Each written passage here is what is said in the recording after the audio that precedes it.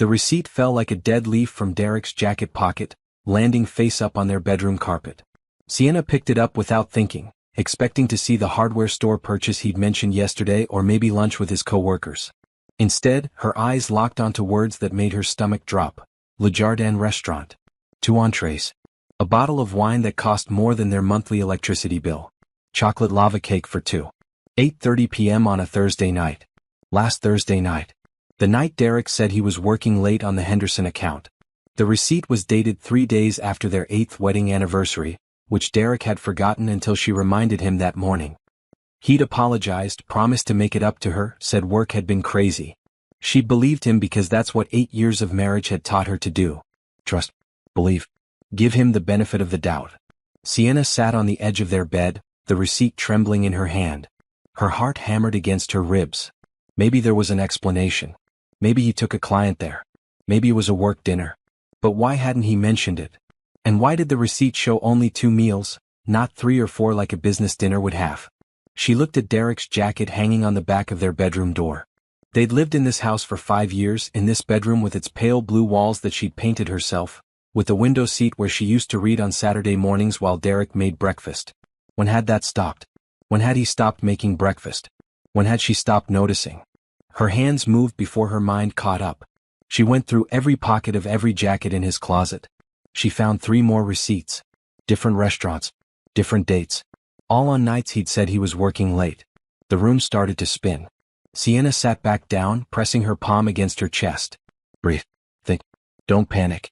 There had to be an explanation. But deep down, in that place where women know things before they want to admit them, she already understood. She'd just been too scared to look. Sienna walked downstairs on shaking legs. Derek was in his home office, the blue glow of his computer screen lighting his face. He was handsome, everyone had always said so. Strong jaw, kind eyes, the smile that had made her fall in love with him at 23. She'd met him at a coffee shop near campus. He'd spilled his latte on her marketing textbook and bought her 3 more textbooks to apologize. They'd married 2 years later. Hey babe, Derek said without looking up from his screen. Did you need something? Just wondering how your day was, Sienna said, her voice surprisingly steady. Same old. Henderson account is killing me. Might have to work late again tomorrow. Tomorrow was Friday.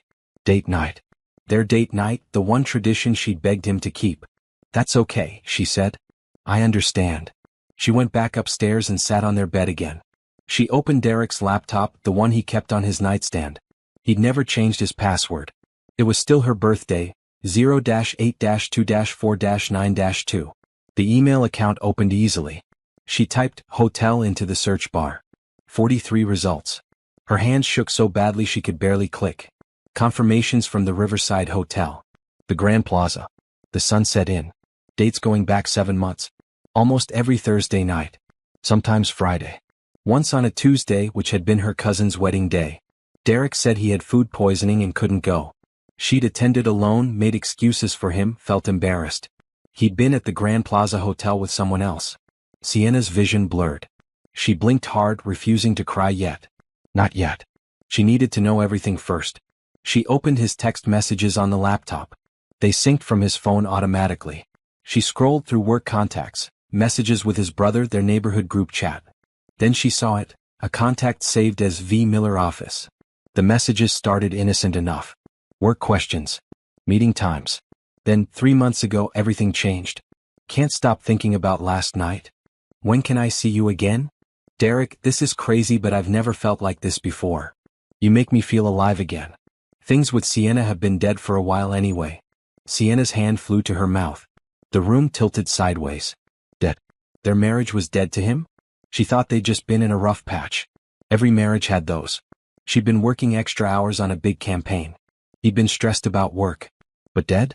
She scrolled further, reading messages that cut deeper with every word. V. Miller talked about their future together. About Derek leaving Sienna. About the house they'd buy, the trips they'd take. Derek responded with promises. With words of love that he hadn't said to Sienna in months. Soon, he'd written just last week. I just need to figure out the right time to tell her. She doesn't deserve this, but I can't live a lie anymore. Sienna stood up so fast the laptop nearly fell. She caught it, closed it gently, placed it back exactly where it had been. Her whole body felt numb. She walked to their bathroom and stared at herself in the mirror. She was 31 years old. She had smooth brown skin that she took care of with expensive creams Derek said were unnecessary. She had bright eyes that smiled even when she was tired. She wore her natural hair in twists that fell past her shoulders. She'd maintained her figure, went to the gym 3 times a week, ate healthy most days. She'd done everything right. Been a good wife. Supported his career when he wanted to change firms. Moved to this house even though it was farther from her family. Planned their meals, maintained their home, remembered birthdays and anniversaries. She'd loved him completely. And it hadn't been enough. Or maybe it had nothing to do with enough. Maybe he was just a man who broke promises. Sienna heard Derek's footsteps on the stairs. She splashed cold water on her face and walked out of the bathroom. "You okay?" he asked, already pulling off his shirt for bed. "You look pale." "I'm fine," she said. "Just tired. Want me to rub your shoulders?" The offer made her sick. Those hands had touched someone else. Had held someone else. Had promised someone else a future. "No thanks. I think I'm getting a headache. I'm going to sleep in the guest room so I don't keep you awake." "You sure?" Derek barely looked at her, already focused on his phone. Probably texting V. Miller. Probably saying goodnight to her the way he used to say goodnight to Sienna. "Yeah, I'm sure." Sienna gathered her pillow and walked down the hall to the guest room. She closed the door, locked it, and finally let herself break. She cried into the pillow so he wouldn't hear. Great, gulping sobs that shook her whole body. But even as she cried, her mind was working. Planning. Calculating. She'd spent 8 years loving this man, building a life with him, trusting him. She'd been faithful, honest, devoted. And he'd thrown it away for someone named V. Miller from his office. Sienna wiped her eyes and pulled out her phone. She opened a search browser and typed, "Best divorce attorneys near me." If Derek wanted to end their marriage for his mistress, fine. But he wasn't going to control how it happened. He wasn't going to have time to hide assets or prepare his story or paint himself as the victim. She was done being the understanding wife. The patient wife. The wife who trusted and believed and gave chances. By 3 in the morning, Sienna had scheduled consultations with 4 different attorneys. By 4, she'd made a list of every joint account, every asset, every piece of documentation she'd need. By 5, she'd taken photos of the receipts, screenshots of the emails and texts, and backed everything up to a cloud account Derek didn't know about. By 6, when Derek's alarm went off and he shuffled into the shower, Sienna had already decided. He would never see her cry again. He would never get the chance to explain or apologize or beg. He'd made his choice when he checked into that first hotel. Now she was making hers. And Derek Hayes was about to find out that the quiet, understanding wife he'd taken for granted had a spine made of steel. Sienna sat across from attorney Patricia Morgan in an office that smelled like leather and old books. The woman was maybe 50, with silver hair pulled into a tight bun and eyes that had probably seen every kind of marriage disaster possible. "Walk me through it," Patricia said, pen poised over a yellow legal pad. Sienna handed her a folder. Receipts from restaurants on nights he said he was working. Hotel confirmations going back 7 months. Screenshots of text messages between him and V. Miller, a woman from his office. Email exchanges. "I have everything." Patricia flipped through the documents, her expression never changing. "You've been thorough. When did you discover the affair?" 3 days ago. "And he doesn't know you know?" "No. I've been acting normal. We had dinner together last night. He kissed me goodbye this morning." Sienna's voice cracked on the last word. She cleared her throat. "Sorry. Don't apologize. You're handling this remarkably well." Patricia set down the folder. "Here's what I need you to understand. You have grounds for divorce based on adultery. With this evidence, we can push for a favorable settlement. But this is going to be hard. The discovery process, the negotiations, seeing him, dealing with the reality of it all." "I don't want to see him," Sienna said. "I don't want to talk to him about this. I don't want to give him a chance to lie to me again." Patricia studied her for a long moment. "What exactly do you want?" "I want out. I want what's fair. I want to move on with my life." Sienna leaned forward. "And I want him to know that he lost something real for something cheap." "I can work with that." Patricia made notes. "Let's talk assets. The house. Joint ownership. We both contributed to the down payment, but I've made the last 6 months of mortgage payments because he said money was tight at work." Sienna pulled out another document. "Here's the payment history. Savings accounts? Joint account with about 30,000. My separate account from before we married with 12,000 that I never closed. His separate account that I don't have access to. We'll get access during discovery. Retirement accounts. They went through everything. The cars, the furniture, the joint credit cards. Sienna had made a list of everything she wanted to take, everything she was willing to let go. She'd thought it through during the sleepless nights, lying in the guest room while Derek snored in their bed. One more thing, Patricia said. Do you want to try counseling? Some couples work through affairs. No. The word came out harder than Sienna intended. He didn't make one mistake. He made 100. Every time he lied about working late. Every hotel reservation. Every text message. Every time he looked me in the eye and said he loved me while planning a future with her. That's not a mistake. That's a choice. Patricia nodded. Then let's file. I'll have the papers ready by the end of the week. How do you want to serve him? Sienna had been thinking about this. The traditional method was having someone hand him papers at work or at home. But that felt too private, too easy for him to hide. I need a few more days to figure that out, she said. That evening, Sienna went back to playing the role of devoted wife. She made Derek's favorite dinner, pasta with the special sauce his mother had taught her. She laughed at his jokes. She asked about his day. She was perfect. And all the while her mind was spinning. Her best friend Tanya came over on Wednesday morning after Derek left for work. Tanya owned a hair salon downtown and always showed up with coffee and the ability to speak truth without sugarcoating it. You're too calm, Tanya said, studying Sienna across the kitchen table. It's freaking me out. I cried for 3 days straight. Now I'm done crying. Girl, I want to drive to his office and key his car. Don't. I need him to have no idea what's coming. Sienna pulled out her phone and showed Tanya the calendar. Look at this. Every Thursday for the past month, he has Henderson account meeting on his schedule from 7 to 10 p.m. That's when he's with her. Exactly. And this Thursday he has another one scheduled. 8 p.m. at Bella Vista. Tanya's eyes went wide. That fancy Italian place downtown? The one with the pianist and the view of the river? The same one. Sienna took a sip of coffee. I checked his text. He's taking Vanessa there. Vanessa. That's her real name? Vanessa Porter. I looked her up on social media. She's 26. Works in his firm's PR department. Posts inspirational quotes and pictures of her yoga poses. Tanya made a disgusted sound. He's so basic. Leaving his beautiful, successful wife for a 26-year-old who probably thinks The Notebook is deep. Despite everything, Sienna smiled. I love you. I love you too. So what's the plan? Sienna explained it. Tanya listened, her eyes getting wider with every detail. When Sienna finished, Tanya started laughing. You're brilliant. Evil but brilliant. Is it too much? Honey, it's not enough. But it's a good start. Tanya squeezed her hand. You're going to need a place to stay after. You can't be here when he gets home. I know. I've been looking at apartments. Forget that. I have a furnished place above my salon. The previous tenant moved out last month. It's yours for as long as you need it. Sienna felt tears prick her eyes. Tanya, I can't. You can and you will. I'm not letting you go through this alone. Tanya pulled out her phone. I'm texting you the address and the key code right now. Start moving things this week. Little by little, so he doesn't notice. For the next 3 days, Sienna lived a double life. In the mornings, she was the wife making coffee and kissing Derek goodbye. During the day, she was the woman preparing to blow up her marriage. She moved boxes to Tanya's apartment. She transferred money from their joint account to her personal account, careful not to take more than half. She collected important documents. Her birth certificate, their marriage license, her grandmother's jewelry. She also did something else. She called Bella Vista and spoke to the manager.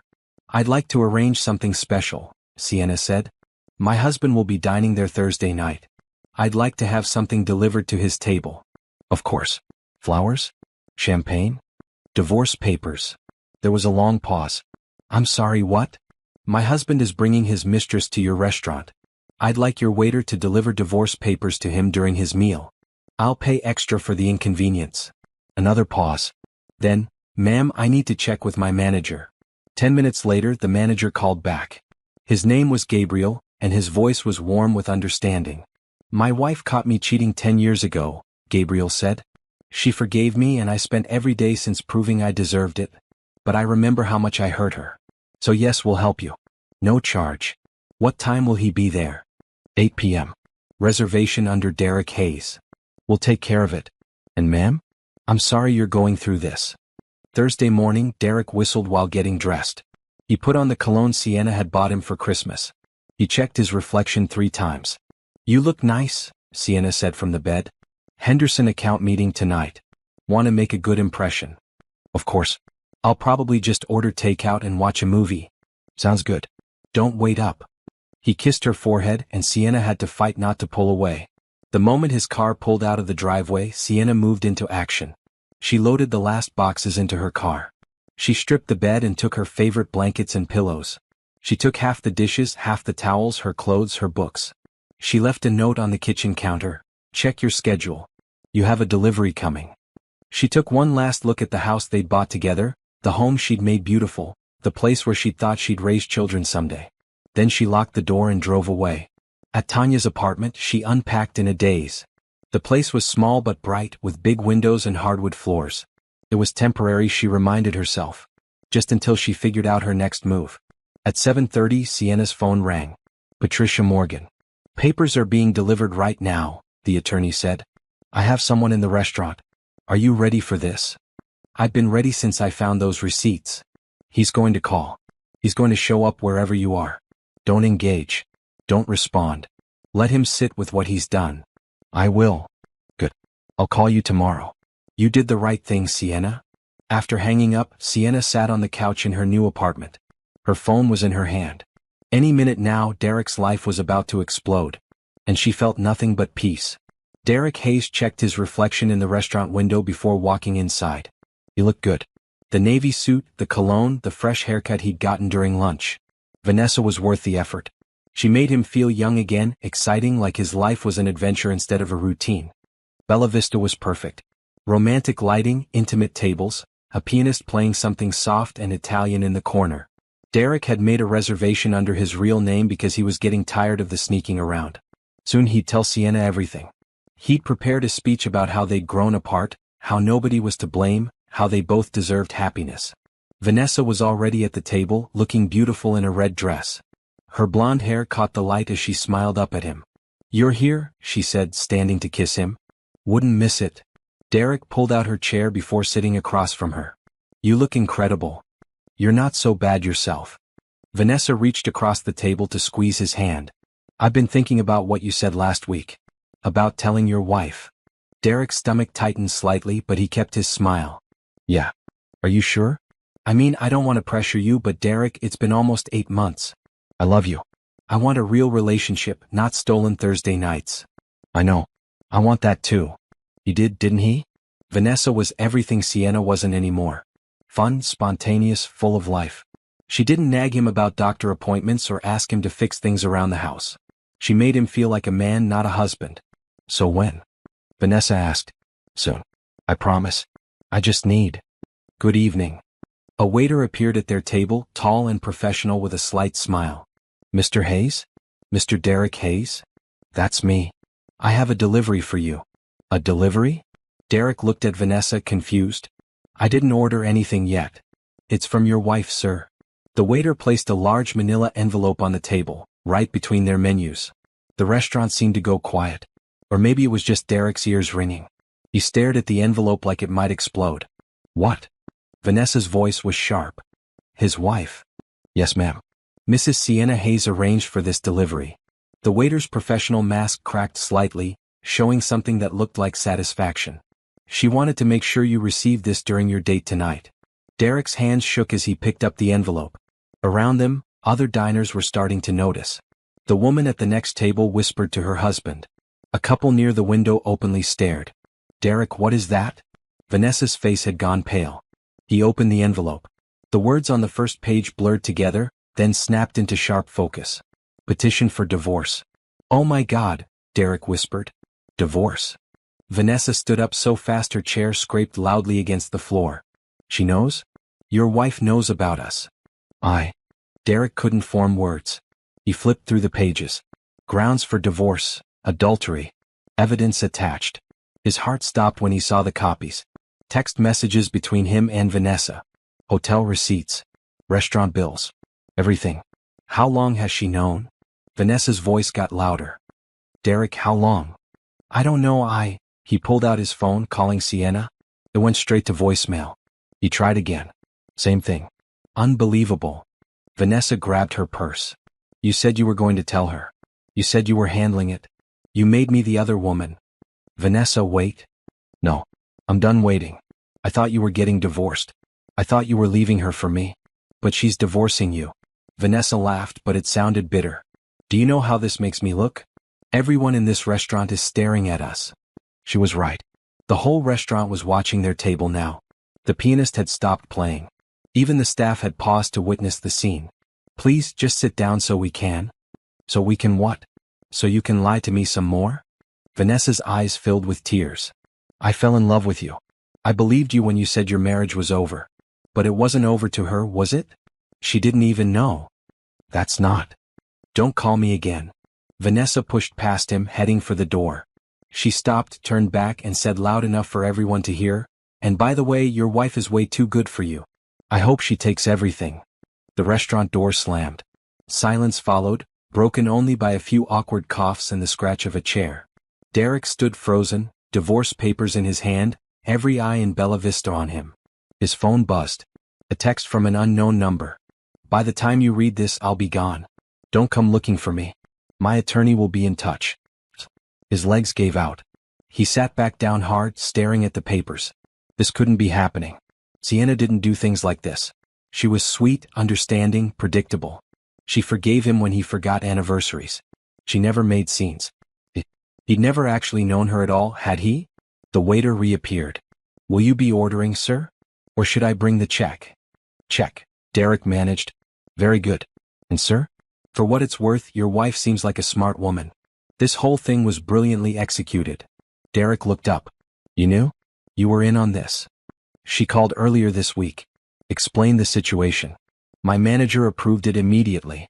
His wife caught him cheating years ago and he never forgot how much he hurt her.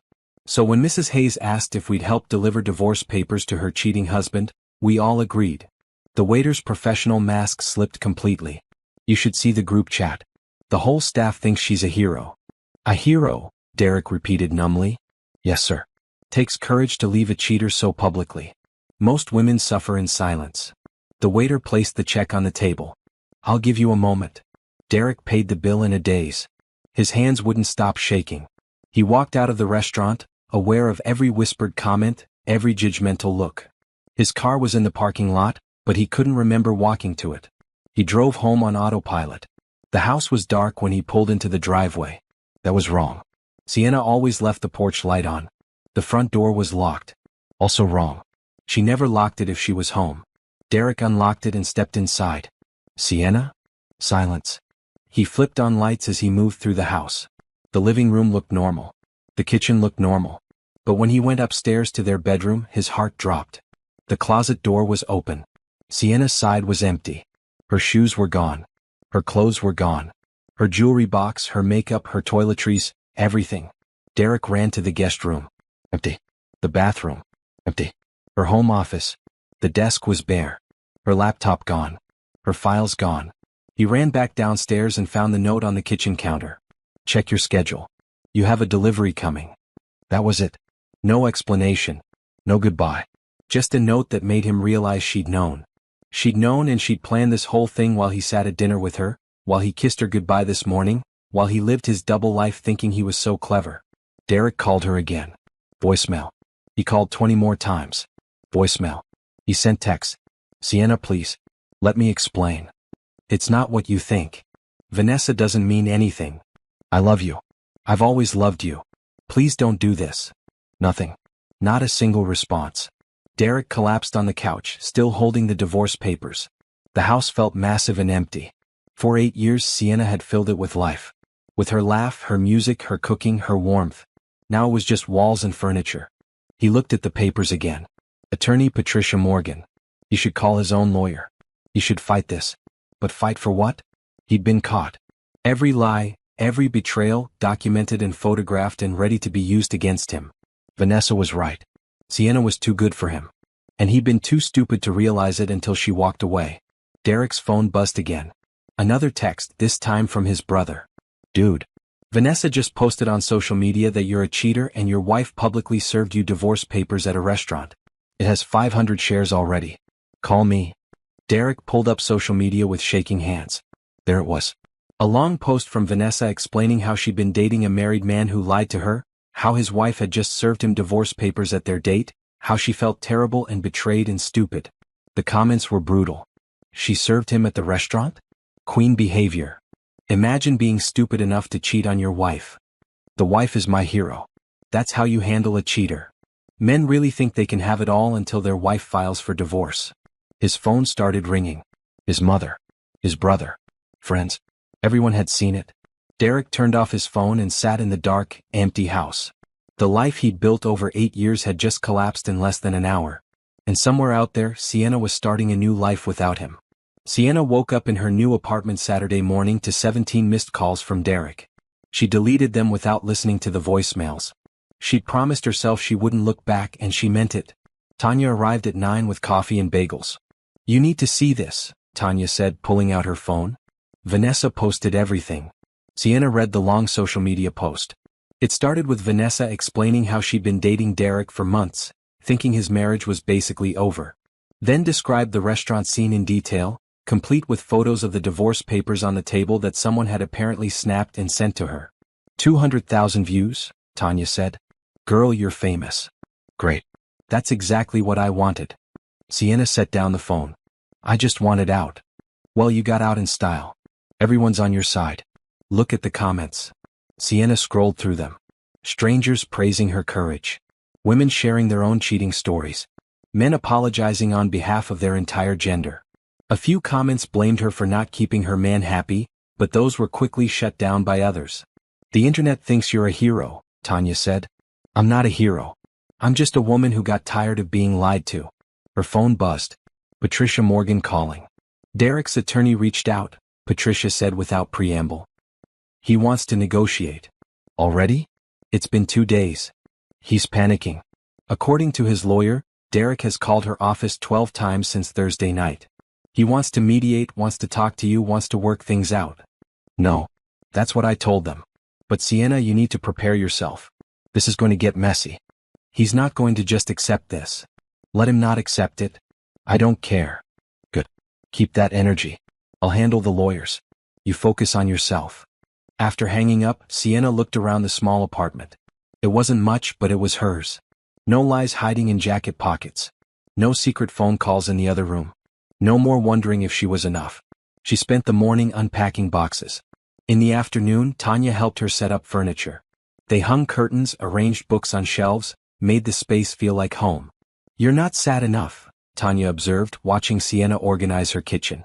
"You should be crying or eating ice cream or something." "I did all my crying. Now I'm just tired." "That's grief talking." "Maybe." Sienna put dishes in the cabinet. "But I also feel lighter. Like I was carrying something heavy and finally put it down." Her phone buzzed again. Derek calling for the 30th time. She sent it to voicemail without looking. "Block him," Tanya suggested. "Not yet. My lawyer says to keep records of everything, including his harassment." Sunday evening, Derek showed up. Sienna was making dinner when she heard knocking. She looked through the peephole and saw him standing in the hallway looking terrible. Unshaved, wrinkled shirt, dark circles under his eyes. She didn't open the door. "Sienna, please. I know you're in there. Your car is in the parking lot." Silence. "Please just talk to me. 5 minutes. That's all I'm asking." Sienna pulled out her phone and called building security. "There's someone at my door who won't leave. Can you please escort him out?" Derek's voice got desperate. "Sienna, don't do this. We can work through this. Every marriage has problems. We can go to counseling. I'll do whatever you want." "Sir?" A security guard had appeared. "You need to leave. This is my wife. This is a resident who doesn't want you here. Let's go." Sienna listened to Derek arguing, then finally leaving. She sat on her couch, hands shaking slightly. Seeing him had been harder than she'd expected. Not because she wanted him back, but because she'd spent 8 years building a life with that man, and now he was a stranger she had to avoid. Monday morning, Sienna went to work determined to act normal. She was a marketing consultant at Harper & Associates, working on campaigns for mid-sized companies. Her co-workers knew about the divorce because everyone in the city had apparently seen Vanessa's post, but they were kind enough to not mention it directly. "How are you holding up?" her boss, Mrs. Harper, asked during their morning meeting. "I'm fine. Ready to work." Because I have an opportunity for you. Mrs. Harper slid a folder across the desk. Summit Tech Corporation is looking for a senior marketing director. They saw the campaign you did for Greenleaf and were impressed. They want to interview you. Sienna blinked. Summit Tech? They're huge. And they're offering double your current salary, full benefits, and a signing bonus. I'll be sad to lose you, but this is the kind of opportunity you don't pass up. When do they want to interview? Tomorrow if you're available. Sienna looked at the folder, then at Mrs. Harper. Why are you helping me? You're my boss. You should want me to stay. Mrs. Harper smiled. 20 years ago, my husband cheated on me. I stayed because I thought I had to. I spent another decade being miserable before I finally left. When I saw what you did, serving him those papers publicly, I wished I'd had your courage back then. She tapped the folder. You deserve better. In love and in career. Take the interview. Tuesday morning, Sienna wore her best suit and walked into Summit Tech's downtown office tower. The interview lasted 2 hours. They asked about her campaigns, her strategy, her vision for their brand. She answered confidently, professionally, and felt something she hadn't felt in months, excited about her future. We'll be in touch, the hiring manager said, shaking her hand. But between you and me, you're exactly what we're looking for. Sienna floated out of the building. Her phone buzzed with a text from Tanya. Lunch? They met at a cafe near Tanya's salon. Sienna told her about the interview, about the salary offer, about how good it felt to focus on something other than her crumbling marriage. You're glowing, Tanya observed. I'm relieved. For the first time in months, I'm thinking about my future instead of Derek's lies. Speaking of Derek. Tanya pulled out her phone. My cousin works at his firm. Apparently he's a mess. Missing meetings. Making mistakes. Everyone knows about the affair now, and his bosses are not happy. Good. Girl, that's cold. Is it? Sienna leaned back. He lied to me for months. Spent money we were saving for a house on hotels and restaurants with his mistress. Made me look like a fool to everyone who knew. So excuse me if I'm not crying over his work problems. Tanya held up her hands. You're right. He deserves everything he's getting. That night, Derek tried again. This time he waited outside Tanya's salon, knowing Sienna would have to pass by to get home. Sienna, please? She kept walking. I'm sorry. I made a mistake. I was stupid. I was having some kind of early midlife crisis and I messed up everything. She reached her car. Don't throw away 8 years. What we had was real. Sienna unlocked her car, got in and drove away. In her rearview mirror, she saw Derek standing on the sidewalk looking lost. Her phone rang. Patricia Morgan. Derek's lawyer is pushing for mediation. They're claiming the public humiliation affected his mental health and his job. Are they serious? Very. They want to argue that the manner of divorce was intentional infliction of emotional distress. Sienna laughed. He cheated on me for months and I'm the one who inflicted emotional distress? That's exactly what I said. I told them to try it and I'll bury them with evidence of his infidelity. They backed down. But Sienna, he's desperate. Desperate people do unpredictable things. What do you suggest? Document everything. Every call, every text, every time he shows up. If he escalates, we file for a restraining order. Wednesday night, Sienna got the call from Summit Tech. They wanted her. Senior Marketing Director. Double her salary. Start date in 2 weeks. She accepted immediately.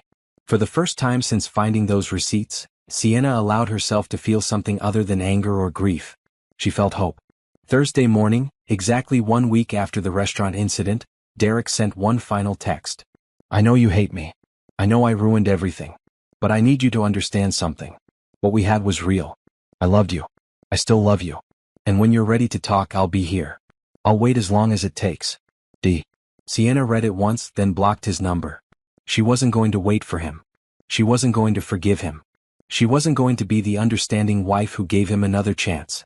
She was going to build a new life. Without him. And she was going to be happy.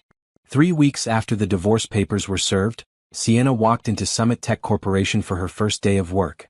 The building was glass and steel, modern and impressive. Her office was on the 15th floor with a view of the city. She had a real desk, a computer that actually worked fast, and a team of 5 people reporting to her. Welcome to Summit Tech, her new boss, Robert Chin, said during orientation. We're excited to have you lead our consumer marketing division.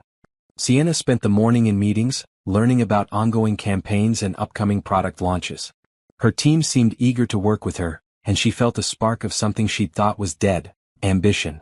During lunch, she sat in her office and looked out at the city. Somewhere out there, Derek was probably at his desk, dealing with the fallout of their divorce. She'd heard through Tanya's cousin that he'd been demoted after missing 3 important client meetings. His apartment was small and far from the house they'd shared. Vanessa had apparently started dating someone else. Sienna felt nothing about any of it. Not satisfaction, not pity, nothing. He'd become irrelevant to her life, and that was the best revenge of all. That evening she met Tanya at a new restaurant downtown. They'd made it a weekly thing, Tuesday dinners to catch up and decompress. "You look different," Tanya said, studying her across the table. "Different how?" "Lighter. Like you're not carrying the world anymore." Sienna smiled. "I feel lighter. This new job, the apartment, being away from all the lies. It's like I can finally breathe." "Have you heard from Derek?" "Not since I blocked him. Patricia says his lawyers stopped pushing for mediation. They know they don't have a case." "Good. That man put you through enough." Tanya paused. "Have you thought about dating again?" "No. Absolutely not. Come on. You're 31, beautiful, successful. And freshly divorced from a man who made me feel like I wasn't enough. I'm not ready to let someone else have that power over me." Tanya reached across the table and squeezed her hand. "I get it. But don't let him steal your faith in love. Not all men are Derek." "Maybe not. But I'm happy alone right now. That's enough." The next few weeks blurred together in the best way. Sienna threw herself into work, developing a campaign for Summit Tech's new product launch. She went to the gym during lunch. She read books she'd been meaning to read for years. She learned to cook new recipes just for herself. She redecorated the apartment slowly, making it feel more like home. On a Friday afternoon 6 weeks after starting her new job, Sienna was reviewing marketing materials when her office phone rang. "There's a Cameron Foster here to see you," the receptionist said. "He says he has a meeting?" Sienna checked her calendar. "Right. Cameron Foster, architect from Foster & Price. Summit Tech was building a new headquarters, and the architects wanted marketing input on the design. Send him in." The man who walked into her office was tall, with kind brown eyes and an easy smile. He wore business casual, his sleeves rolled up to reveal forearms marked with calluses that suggested he did more than just draw buildings. "Miss Hayes?" "Cameron Foster." He extended his hand. "Thanks for making time." "Of course. Please sit." Sienna gestured to the chairs across from her desk. "I reviewed the preliminary designs. They're impressive." "Thank you. But we want to make sure the building works from a marketing perspective too. It'll be Summit Tech's new face to the world." They spent an hour discussing sight lines, public spaces, how the building's design could reflect the company's brand. Cameron was smart and listened more than he talked. He asked questions and actually seemed to care about her answers. "This has been incredibly helpful," Cameron said as their meeting wrapped up. "I'll incorporate your feedback into the next design phase. I look forward to seeing it." He stood to leave, then paused. "Can I ask you something personal?" Sienna tensed. "Okay. Are you the woman from that restaurant?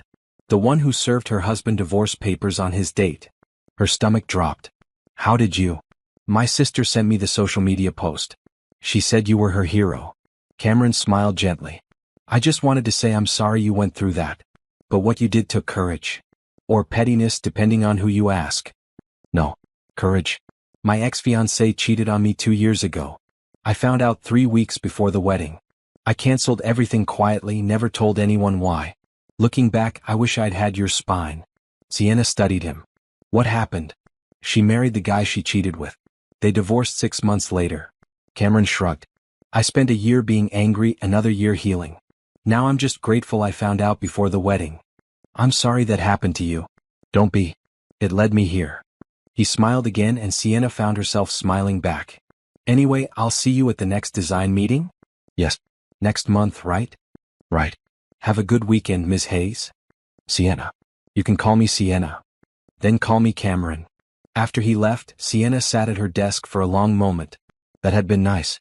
Just a conversation with someone who understood without judgment. She hadn't felt that kind of ease with anyone in a long time. The weekend was quiet. Sienna went to a yoga class, cleaned her apartment, visited her mother for Sunday dinner. Her mom had been supportive through the divorce, never saying, "I told you so," even though she'd never quite warmed to Derek. "You look good," her mother said, serving fried chicken and greens. "Better than you have in years." "I feel good, Mama. That job treating you right?" "It's perfect. Challenging but in a good way. Her mother studied her. And your heart? How's that doing? My heart is healing. Slowly, but it's healing. Good. You take your time. Don't rush into anything just because you're lonely. I'm not lonely. I'm alone. There's a difference. Smart girl. Her mother patted her hand. You always were stronger than you gave yourself credit for. Monday morning, Sienna arrived at work to find a coffee on her desk with a note. Thought you might need this for Monday morning. Cameron. She looked around, but he wasn't in the building. She pulled out her phone and sent him a professional thank you text. He responded immediately, my pleasure. The design team loved your input.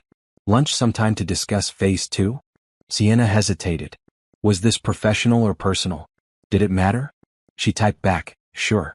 Let me know when. Over the next few weeks, Cameron became a fixture in her work life. They had lunch meetings to discuss the building design. He sent her articles about marketing and architecture that he thought she'd find interesting. They discovered they had similar taste in podcasts and music. It wasn't dating. It was just two professionals working together. Except it started to feel like more. One Thursday evening, after a particularly long design meeting, Cameron walked with her to the parking garage. Can I ask you something? He said as they reached her car. Go ahead. These meetings? Are they still just business to you? Sienna's heart skipped. What do you mean? I mean, I enjoy working with you. But I'm starting to enjoy spending time with you even more. Cameron leaned against her car. And I'm trying to figure out if I'm reading this wrong. You're not reading it wrong, Sienna admitted. But I'm also not ready for what comes next. I'm not asking for what comes next. I'm asking if you'd want to get dinner sometime. No business talk. Just two people getting to know each other better. Sienna looked at him. Really looked. He was patient, kind, honest. The opposite of Derek in every way that mattered. But could she trust that? Could she trust herself not to miss the warning signs again? I need to think about it, she said finally. Take all the time you need. I'm not going anywhere. Cameron smiled. But Sienna? You deserve to be happy. Don't let one man's mistakes make you afraid of trying again. As she drove home that night, Sienna realized something. She wasn't afraid of trying again. She was afraid of failing again. Of investing in someone who would throw it away. Of being vulnerable and getting hurt. But Cameron was right. She deserved to be happy. And maybe, just maybe, happiness meant taking a risk. 3 months after Derek walked out of Bella Vista with divorce papers in his hand, Sienna sent Cameron a text. Dinner sounds nice. But let's take it slow. His response came immediately, slow works for me. How about Saturday? Saturday works. Sienna set down her phone and looked around her apartment. It was small but beautiful, filled with things she loved. She had a job she was good at. Friends who supported her. A future that was entirely her own. And now, maybe, the beginning of something new. Derek Hayes sat in his small apartment on a Tuesday night, eating takeout from a container while scrolling through social media. It had been 3 months since the restaurant, and his life was still a disaster. His phone showed Vanessa's profile. She'd blocked him everywhere, but he could still see her public posts.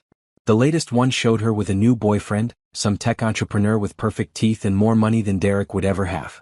The caption read, "Finally found someone who respects me."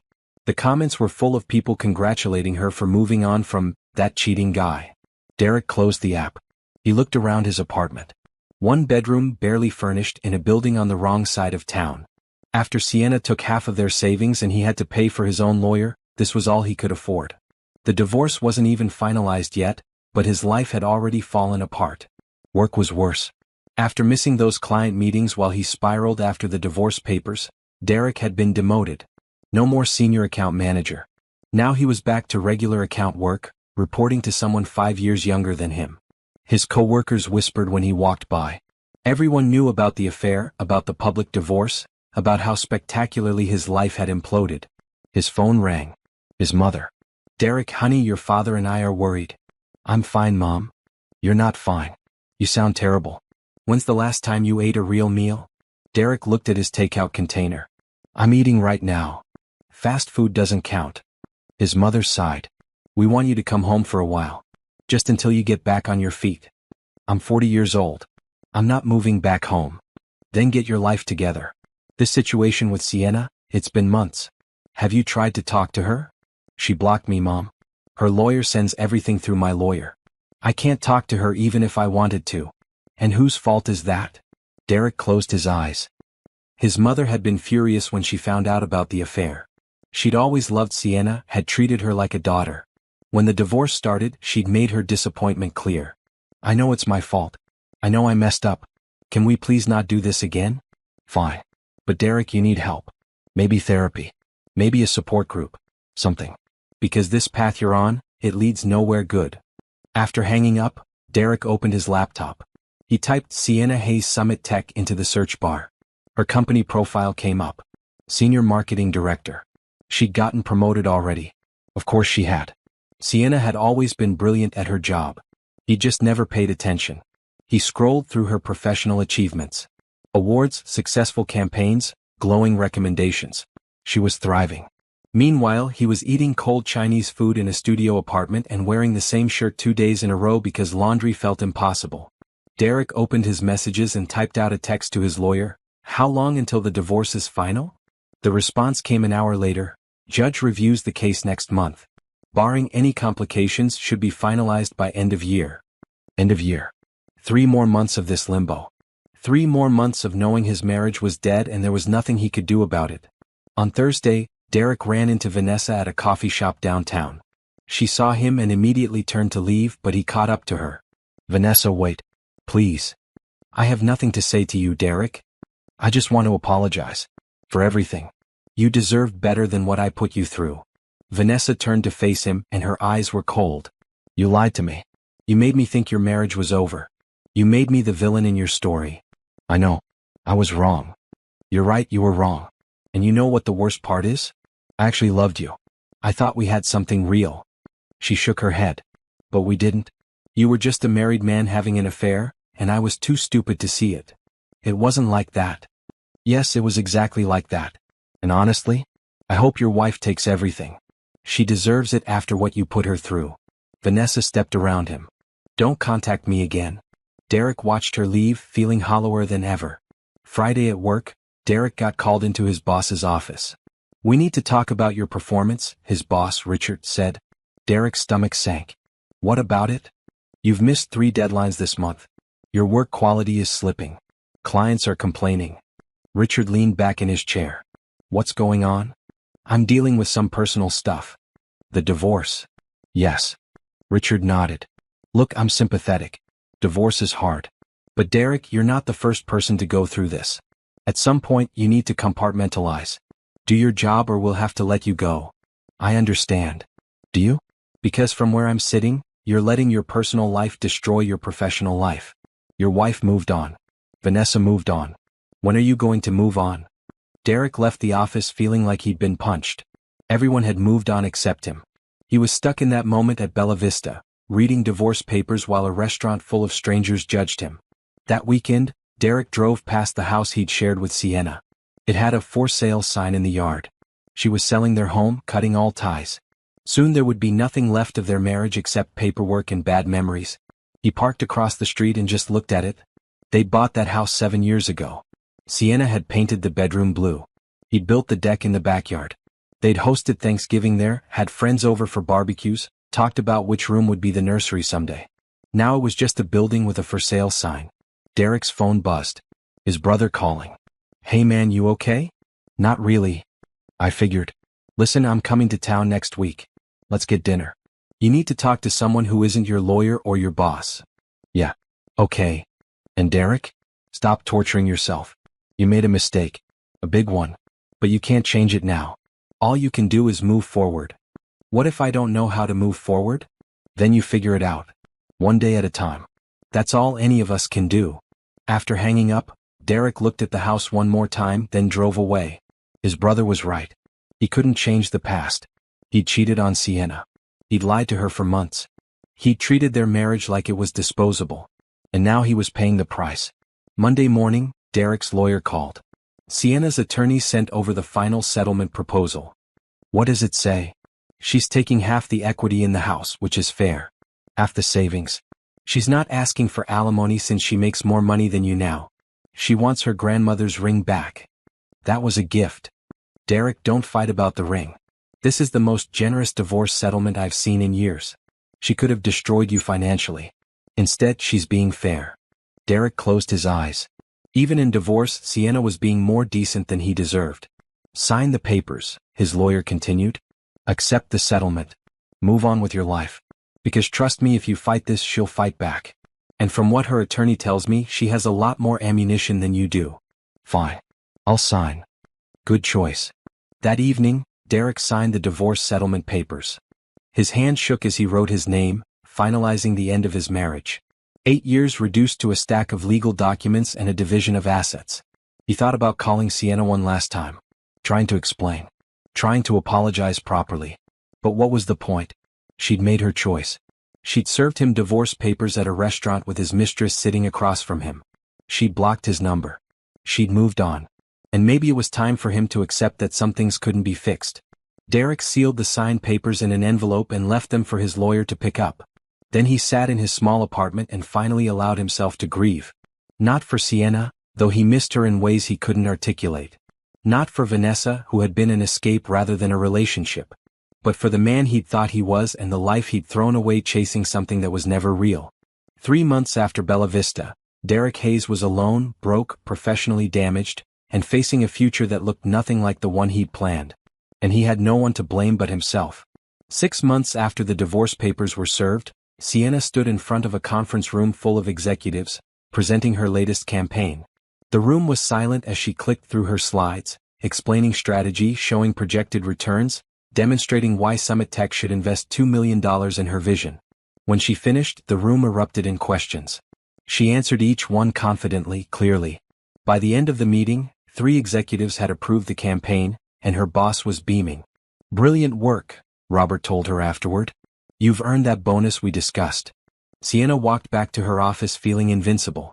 A year ago, she'd been crying in a guest room, reading text messages between her husband and his mistress. Now she was running major campaigns and earning praise from some of the smartest people in tech. Her phone buzzed. Cameron, heard your presentation killed. Celebration dinner tonight? They'd been seeing each other for 2 months now. Slowly, carefully, taking time to build trust. They'd had dinner, gone to movies, walked through parks. Cameron never pushed, never demanded more than she was ready to give. He was patient in a way Derek had never been. Sienna texted back, "Pick me up at 7? It's a date."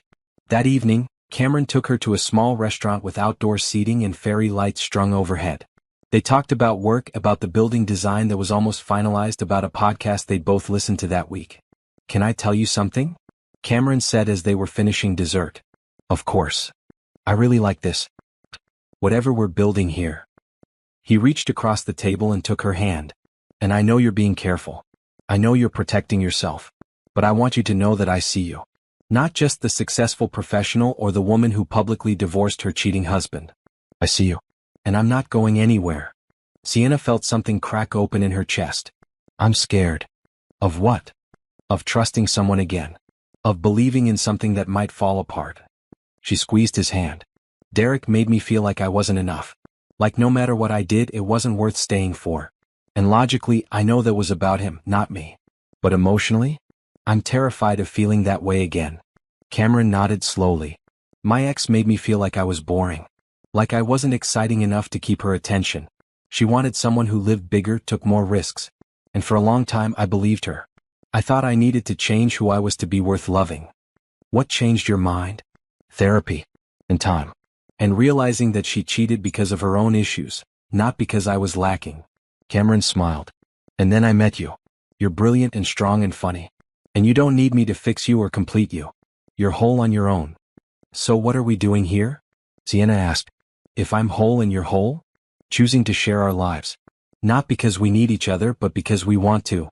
Cameron's thumb traced circles on her palm. "No pressure. No rush. Just 2 people enjoying each other's company and seeing where it goes." Sienna felt tears prick her eyes. "That sounds really nice." "Then let's keep doing it." The next few weeks were the happiest Sienna had been in years. Work was fulfilling. Her campaign launched and exceeded expectations. She got another raise. She moved into a bigger apartment with a balcony and a view. And Cameron was there through all of it, supporting without smothering, present without being possessive. Tanya noticed the change immediately. "Girl, you're glowing," she said during their Tuesday dinner. "Am I?" "Don't play innocent. You're happy. Really happy." Sienna smiled. "I am. It's weird, right? 6 months ago my life was falling apart. Now everything feels like it's falling into place. That's not weird. That's what happens when you stop settling for less than you deserve. Tanya raised her glass. To new beginnings and men who actually deserve your time. They clinked glasses. Have you heard from Derek? Tanya asked. No. The divorce was finalized last month. My lawyer said he signed everything without fighting. That's it. 8 years of marriage over. How do you feel about it? Relieved. Free. A little sad but mostly relieved. Sienna paused. I saw him last week actually. What? Where? Downtown. He was coming out of a coffee shop. He looked terrible. Lost weight, dark circles, rumpled clothes. Sienna swirled her wine. He saw me too. Just stared. I nodded and kept walking. That's cold. Is it? He cheated on me for months. Lied to my face every single day. Made me question if I was enough. I don't owe him warmth. You're right. I'm just surprised you didn't feel anything. I felt something. I felt grateful that I left. Sienna set down her glass. Seeing him like that, I realized he's not my problem anymore. He's not my husband. He's not my responsibility.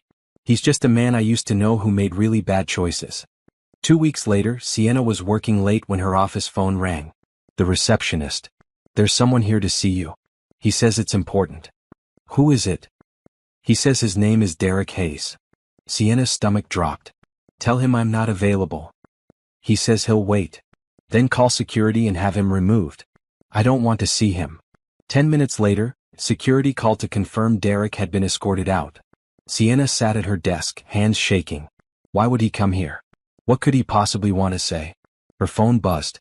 A text from an unknown number. I just wanted to tell you I'm sorry. That's all. I'm sorry for everything. D. Sienna blocked the number without responding. That night, she told Cameron what happened. How do you feel? He asked, sitting next to her on the couch in her new apartment.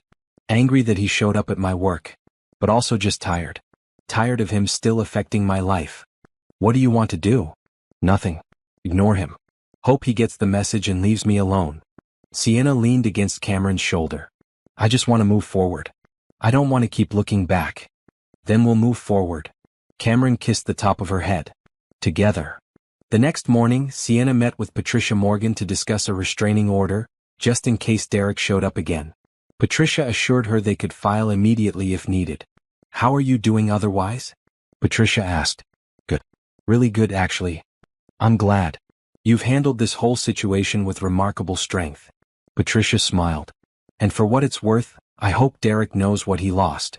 I don't care if he knows. I just care that I know. Sienna stood to leave. I know I'm worth more than how he treated me. And that's enough. That weekend, Summit Tech threw a party celebrating the success of Sienna's campaign. She wore a dress she'd bought specifically for the occasion, did her makeup carefully, and walked into the event feeling confident and beautiful. Cameron met her there, looking handsome in a dark suit. They danced, laughed, talked to coworkers and clients. Sienna felt genuinely happy for the first time since before she found those receipts. Near the end of the night, Robert pulled her aside. I have some news. We're opening a new office in Chicago. We want you to head up the marketing division there. Sienna blinked. Chicago? It's a promotion. Bigger team, bigger budget, bigger salary. You'd be one of the youngest division heads in the company. Robert smiled. Think about it. Take your time. But Sienna, you've earned this. As she drove home that night, Sienna thought about Chicago. It would mean leaving everything she'd built here. The apartment, her routine, Tanya. Cameron. But it would also mean a fresh start. A new city where nobody knew about Derek or the divorce. A place where she could build a life entirely her own. She thought about the woman she'd been a year ago. Scared, hurt, crying in a guest room. And she thought about who she was now. Strong, successful, happy. Maybe Chicago was exactly what she needed. Or maybe what she'd built here was too good to leave. Either way, the choice was entirely hers. And that felt like victory. Derek stood outside Summit Tech's building on a cold November morning, watching employees stream in through the glass doors. He'd been standing there for 20 minutes, working up the courage to go inside. He tried everything else. The blocked number texts. The showing up at her work only to be escorted out. The messages through mutual friends who told him to leave her alone. Nothing worked. Sienna had cut him out of her life completely, and he was desperate to talk to her one more time. The divorce was final. The house had sold. He'd signed away his marriage with a pen and walked away with half of what they'd built. Half wasn't enough. Not when he'd lost everything that actually mattered.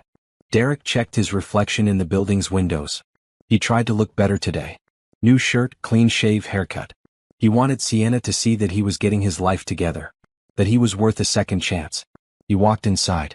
The receptionist looked up, recognition flashing across her face.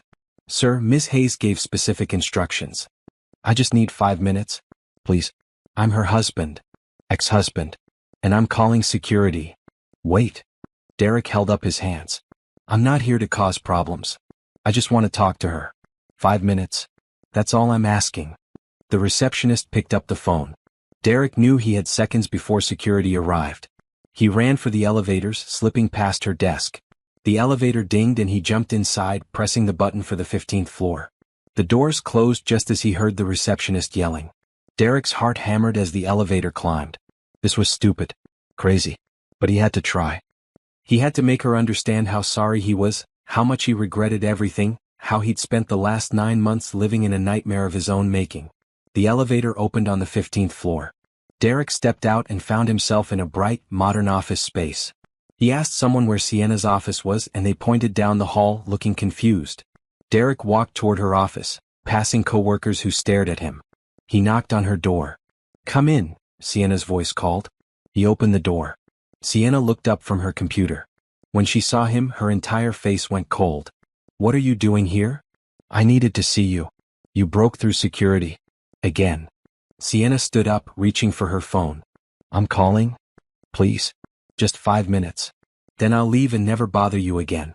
I promise." Sienna hesitated, her hand on the phone. "You have 2 minutes?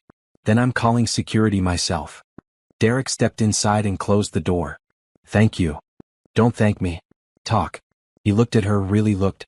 She was beautiful. More beautiful than he remembered. She wore a professional dress that fit perfectly. Her natural hair was styled in twists that framed her face. She looked healthy, confident, successful. She looked happy. And he'd given that up for hotel rooms with Vanessa. "I'm sorry," Derek started.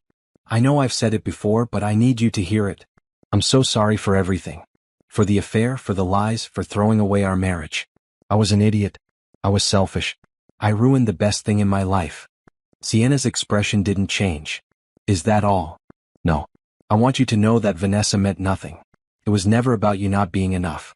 You were always enough. More than enough. I don't know what happened. I got caught up in feeling young again, feeling exciting. It was stupid and wrong and I've regretted it every single day since you left." "Since I left?" Sienna's voice was sharp. "You mean since you destroyed our marriage?" "Yes. Since I destroyed our marriage." Derek took a step closer. "But Sienna, we had 8 years together. 8 good years before I messed everything up. That has to count for something. That has to mean something." It meant something. Past tense. It meant trust and loyalty and commitment. Things you threw away. Sienna crossed her arms. "Your 2 minutes are up. Please just listen. I'm getting help. I'm in therapy. I'm trying to understand why I did what I did. And I know I can't fix the past, but maybe we could work on the future. We could start over. Do it right this time." "Start over?" Sienna laughed, but there was no humor in it. "Derek, there is no starting over. There's only what happened. And what happened is that you chose to cheat on me for months. You lied to me every single day. You took Vanessa to expensive restaurants while I was at home thinking we were saving money. You booked hotel rooms while I was working late to help pay our mortgage." I know all of that. And I'm sorry." "Stop saying you're sorry." Sienna's voice rose. "Sorry doesn't fix anything. Sorry doesn't give me back the months I spent thinking I was losing my mind. Sorry doesn't erase the humiliation of everyone knowing my husband was cheating. Sorry is just a word you use to make yourself feel better." Derek felt tears sting his eyes. "Then what can I do? Tell me what to do and I'll do it." "Nothing. You can do nothing. Because I don't want anything from you." Sienna walked around her desk to face him directly. "I'm happy now, Derek. Truly happy. I have a job I love. Friends who support me. A life that's entirely mine. And yes, I'm seeing someone. Someone who treats me with respect and honesty. Someone who doesn't lie or cheat or make me question my worth." The words hit Derek like punches. "You're dating someone? That's what you focus on? Not that I'm happy, but that I've moved on?" Sienna shook her head. "That tells me everything I need to know. You don't actually care about my happiness. You just can't stand that I'm not waiting around for you anymore. That's not true. I do care about your happiness. No, you care about your guilt. You want me to forgive you so you can stop feeling bad about what you did. But Derek, your guilt is not my responsibility. Your feelings are not my problem. You made your choices and now you get to live with them. Sienna, please. Get out. We're done here. I love you. I still love you. Sienna's eyes were hard. You loved yourself more. You loved the excitement of an affair more. You loved lying and sneaking around more. Whatever you felt for me, it wasn't enough to keep you faithful. And I deserve someone who doesn't have to try to be loyal. I deserve someone who chooses me every single day without hesitation. Derek felt his last hope crumble. So that's it? 9 years of knowing each other, 8 years of marriage, and you're just done. You were done the moment you kissed Vanessa. The moment you booked that first hotel room. The moment you decided your happiness was more important than our marriage. Sienna walked to her office door and opened it. Now leave. And if you ever show up at my workplace again, I'll file a restraining order. Derek walked to the door on shaking legs. He turned back one more time. I hope you're happy. I really do. I hope whoever he is, he treats you right. He does. Every single day. Sienna's voice softened slightly. I hope you find happiness too, Derek. But you won't find it with me. That door is closed. Forever. Derek walked out of her office and down the hall, past the staring co-workers into the elevator. Security was waiting in the lobby, but they let him leave without incident. He walked out into the cold November air and finally let himself cry. He'd lost her. Really truly lost her. Not just legally but emotionally. She'd moved on. Built a new life. Found someone else. And there was nothing he could do about it. Derek sat in his car for 20 minutes, sobbing like a child. All the grief he'd been holding back for 9 months poured out. Grief for his marriage, for the man he used to be, for the future he'd imagined and destroyed. Finally, he wiped his eyes and started the engine. Sienna was right. He needed to let go. He needed to stop torturing himself and her with apologies that didn't fix anything. He needed to accept that some mistakes were too big to take back. As he drove away from Summit Tech, Derek knew he'd never see Sienna again. Not like this. Not as her husband or her friend or anything other than a painful chapter in her past. He'd have to find a way to live with that. Somehow. 3 months later, Sienna sat in her newly renovated office in downtown. The space was twice the size of her previous one, with floor-to-ceiling windows and modern furniture. On the wall hung a professional photo and the words Sienna Hayes Consulting in elegant letters. She'd done it. Left Summit Tech to start her own marketing firm. It had been terrifying and exhilarating in equal measure. But after Derek's desperate plea in her office, after realizing she'd built something strong enough to stand on its own, Sienna decided she was done working for other people. This is incredible, Tanya said, walking through the space. You really did it. We really did it. Sienna gestured to the desk across from hers. That's your office. As my business partner. Tanya's eyes filled with tears. Girl, are you serious? You helped me through the worst time of my life. You gave me a place to live, reminded me who I was, supported every decision. Now I want to build something with you. Sienna smiled. Besides, you're brilliant at connecting with people. I need someone who can handle client relations while I focus on strategy. I don't know what to say. Say yes. Yes. 1,000 times yes. They hugged, both crying and laughing. Two women who'd supported each other through heartbreak now building a business together. The first month was chaos. Finding clients, establishing systems, learning to manage everything from bookkeeping to legal paperwork. But slowly it started to work. Sienna's reputation brought in clients. Tanya's charm kept them happy. By month 3 they had 5 major accounts and were looking to hire their first employee. Cameron supported everything without trying to control it. He celebrated the wins, problem-solved the challenges, and reminded Sienna to eat when she got too absorbed in work. You're building something amazing, he told her one evening after a particularly long day. It's terrifying. What if I fail? Then you'll learn and try again. But Sienna, you won't fail. You're too smart and too determined. They were having this conversation in Cameron's apartment. Sienna had been spending more time there lately. They'd been together for 6 months now, taking things slow but steady. She had a drawer for her things. He kept her favorite coffee in his kitchen. It wasn't moving in together, but it was something. Can I ask you something? Sienna said, curled up next to him on the couch. Always. Are you happy? With us, with how slow we're going? Cameron turned to face her fully. I'm incredibly happy. Being with you doesn't feel like a compromise or settling. It feels like I'm exactly where I'm supposed to be. Even though I'm a disaster sometimes? Even though I have trust issues and panic when things feel too serious. Especially then. Because you're honest about it. You don't hide your struggles or pretend to be perfect. You're real. He tucked a strand of hair behind her ear. And watching you build your company, watching you come into your own power, is the most beautiful thing I've ever seen. Sienna kissed him, slow and deep, pouring months of careful trust into it. Later that night, lying in Cameron's bed, Sienna checked her phone. An email from a potential client. Another from Tanya about a meeting next week. And one from a professional organization. An invitation to speak at their annual conference about building a business after life upheaval. She'd be on stage telling her story. The divorce, the betrayal, the decision to start over. 6 months ago the idea would have terrified her. Now it felt empowering. What are you smiling about? Cameron asked sleepily. I got invited to speak at a conference. That's amazing. What's the topic? Rebuilding after betrayal, basically. You'll be brilliant. He pulled her closer. You always are. Sienna set down her phone and settled into his arms. A year ago she'd been sleeping in a guest room, discovering text messages that destroyed her marriage. Now she was running her own company, speaking at conferences, and falling in love with someone who actually deserved her trust. 2 weeks later, Sienna stood in front of 200 people at the conference. She told them about finding the receipts, about planning the divorce, about serving Derek papers at the restaurant. She talked about the pain of betrayal and the power of choosing yourself. A year ago, I thought my husband's affair defined me, Sienna said, her voice strong and clear. I thought his betrayal meant I wasn't enough. But I was wrong. His choices revealed his character, not my worth. And when I finally understood that, everything changed. I stopped begging for crumbs from someone who couldn't see my value. I started building a life that reflected what I deserved.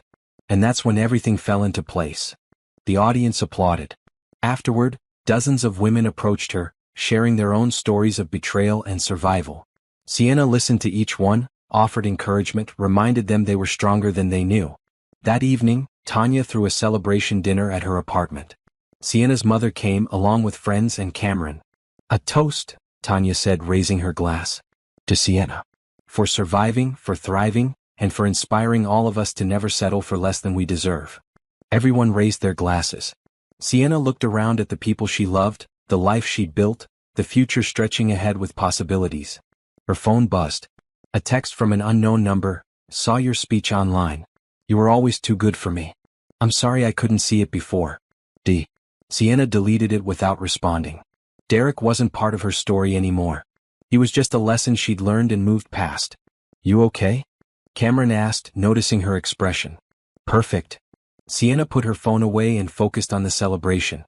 I'm absolutely perfect. The next morning, Sienna got news that made everything feel complete.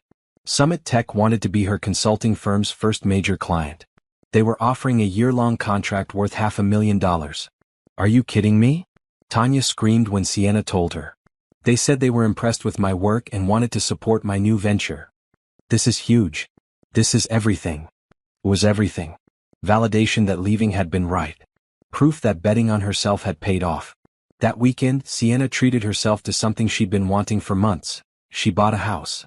Not a huge one, but perfect. 3 bedrooms, a backyard with space for a garden, big windows that let in natural light. It was entirely hers, bought with money she'd earned building a business from nothing. On moving day, Cameron, Tanya, and her family helped her unpack. Her mother walked through each room, pride shining in her eyes. I'm so proud of you, she said, hugging Sienna tight. Look at everything you've built. That night, after everyone left, Sienna stood in her new living room and allowed herself to feel it all. The grief of what she'd lost. The pride in what she'd built. The hope for what was coming. She'd survived the worst betrayal of her life. She'd served divorce papers at a restaurant and walked away without looking back. She'd started a business, found love again, bought a house. She'd won. Not because Derek's life had fallen apart, though it had. But because she'd refused to let his betrayal define her future. She'd chosen herself, again and again, until choosing herself became natural. Sienna's phone rang. Cameron. How does it feel? First night in your new house. Surreal. Amazing. A little scary. Want company? Sienna smiled. Yeah. I'd like that. 20 minutes later, Cameron arrived with wine and takeout. They ate on the floor since her furniture hadn't been delivered yet, laughing about the ridiculousness of eating expensive Thai food surrounded by moving boxes. "This is nice," Cameron said. "Building something from scratch." "It really is." "Sienna?" Cameron set down his food. "I know we're taking things slow. But I need you to know something. I'm not going anywhere. Whatever you need, however long it takes, I'm here." Sienna felt her eyes well up. "What? Why are you so patient with me?" "Because you're worth waiting for. Because I'd rather build something slow and strong with you than rush into something that falls apart." He took her hand. "And because I love you." The words hung in the air. Sienna hadn't heard them from anyone but family in over a year. Part of her wanted to run, to protect herself, to not risk this fragile trust they'd built. But a bigger part of her was tired of running. "I love you too," she whispered. Cameron's face lit up. He pulled her close, kissing her gently. "No pressure. No expectations. Just truth." "Just truth," Sienna agreed. That night, they fell asleep on an air mattress in her empty bedroom, holding each other. And for the first time in over a year, Sienna felt completely at peace. She'd built an empire from the ashes of betrayal. And it was beautiful. 1 year after the restaurant, Sienna stood in front of her bathroom mirror getting ready for the annual business awards ceremony. Her company had been nominated for Best New Firm, and she'd been nominated for Entrepreneur of the Year. Tanya was coming with her, along with Cameron. "You nervous?" Tanya asked, zipping up Sienna's dress. "Surprisingly, no. Whether we win or not, I'm proud of what we built. Look at you being all mature and philosophical." Sienna laughed. "I learned from the best."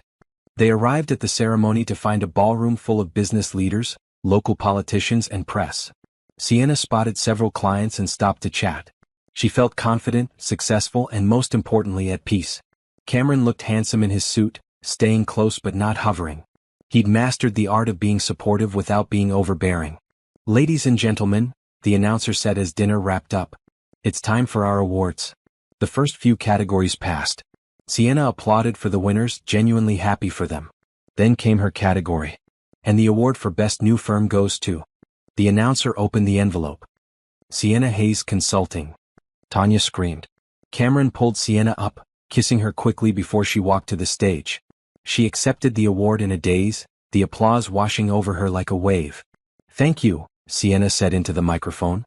"A year ago, I was ending a marriage and questioning everything about myself.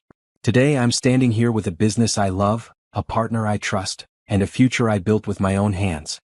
To anyone out there going through hard times, you are stronger than you think. You can rebuild. You can start over. You can win."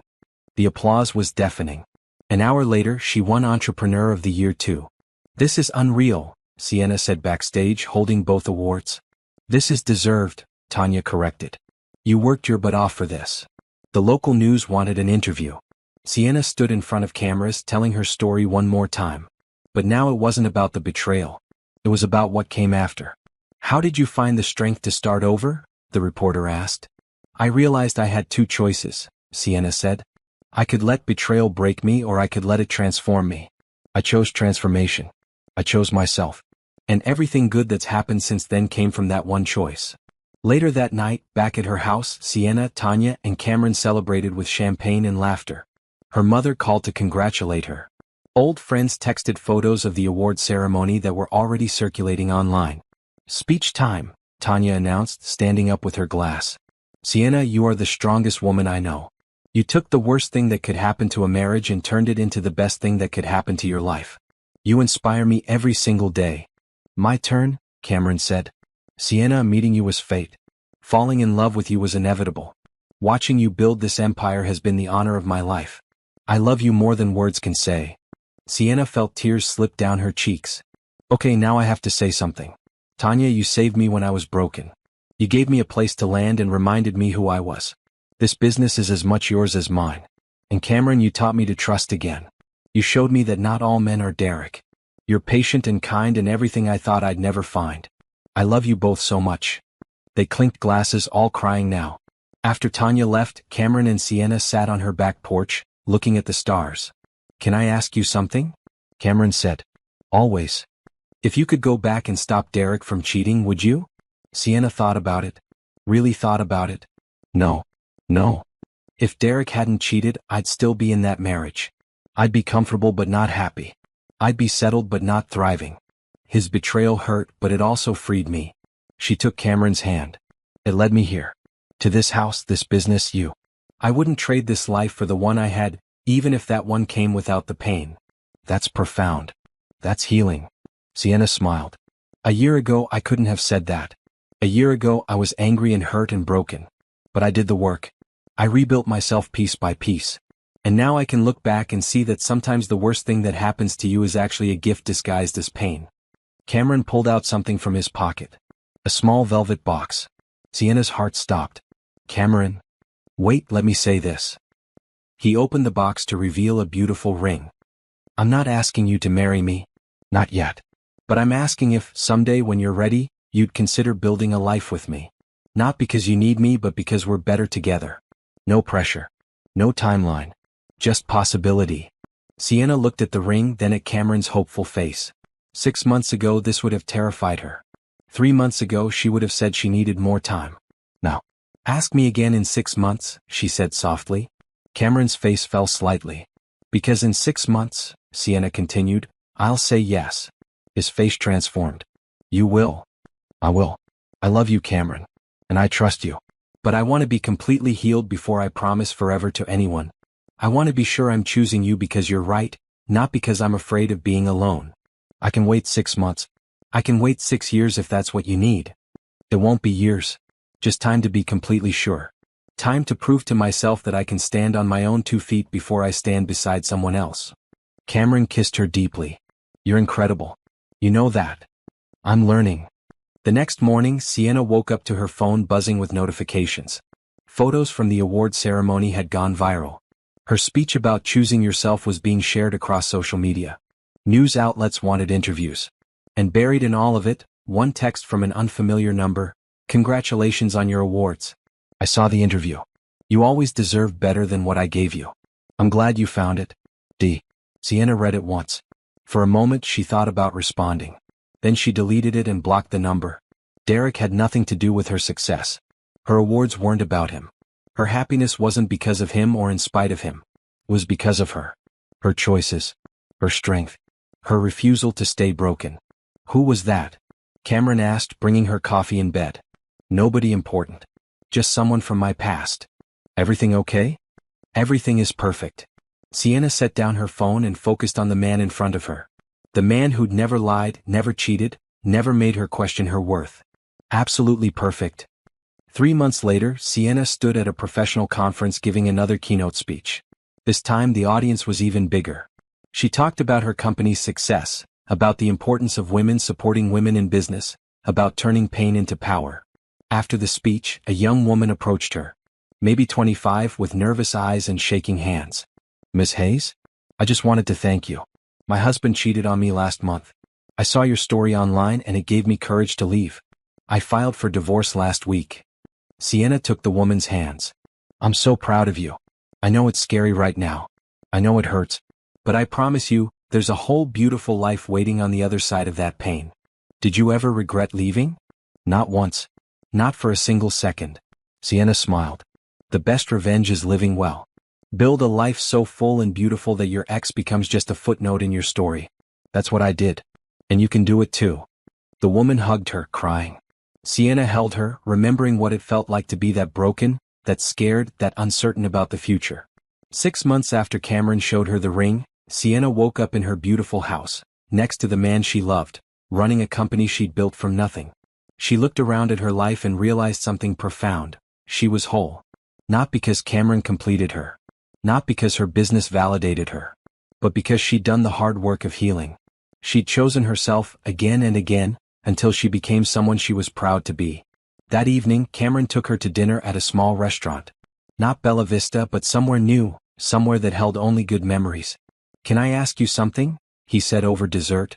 Sienna smiled, knowing what was coming. Yes. You said 6 months. It's been exactly 6 months. Cameron got down on one knee right there in the restaurant. Sienna Hayes, you are the strongest, smartest, most beautiful woman I've ever known. You inspire me every day. Will you marry me? The restaurant went quiet. Everyone watched. Sienna looked at Cameron's hopeful face. She thought about Derek, about the marriage that ended in betrayal. She thought about the woman she'd been then, scared and settling and pretending to be happy. Then she thought about who she was now. Successful, strong, secure in herself. And she realized something. She wasn't afraid anymore. Yes, Sienna said, her voice clear and certain. Yes, I'll marry you. Cameron slipped the ring onto her finger. The restaurant erupted in applause. He kissed her and Sienna felt nothing but joy. Not joy because she was getting married again, but joy because she was choosing love from a place of wholeness, not emptiness.